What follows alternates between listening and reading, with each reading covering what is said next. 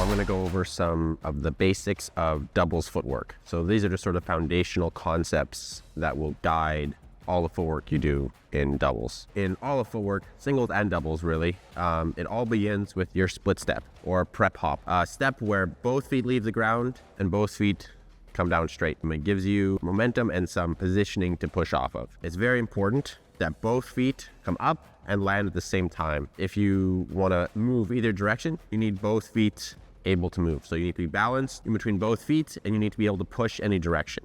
If you go 1, 2, you have a moment where all your weight is on one foot or the other. So it needs to be balanced on both feet. So point number 2, the racket and the feet always move together, or the racket moves slightly before the feet.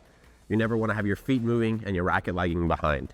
You always want your racket ready to hit the shuttle. If the racket's lagging, number 1, you might move too close to the shuttle. You might not be in good position. Your racket angle might not be right, or you might be already at the shuttle and then your movement to get your racket to the shuttle will already become part of the stroke and you'll hit something you don't want to hit. If I'm going to the back, my racket and my foot go together. If I'm moving to get a drop shot or anything, my racket comes out, my foot comes out together. If I'm in defense and someone smashes, my racket and my foot will go together. Point number 3 will be that anything sort of mid-court and forward, the contact of the shuttle on the racket is always going to coincide with the step. So if I'm hitting a drive shot, my contact and my step are coming together. This is so that I can get my momentum behind the shuttle while still being in a stable position. I don't want to hit in the air where I'm unstable, and I don't want to be fully planted so I've lost my momentum. So that's true of drives, of lifts, I would say even of defense shots. So I'm hitting like a defensive drive, that step into the shuttle, or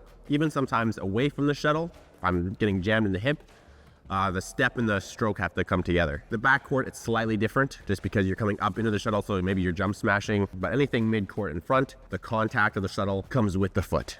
So the next point is going to be that our ready position. So again, when we're doing that prep hop, the split step, we're always on our toes because we need to be able to move, change directions quickly. But as soon as we need to push off for a big movement, I plant it. As soon as I need to push, that heel needs to drive into the ground so I can push off the full foot.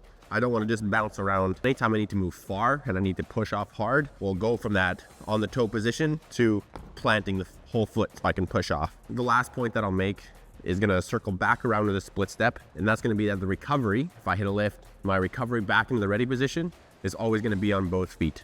So I said prep hop, both feet up, both feet down.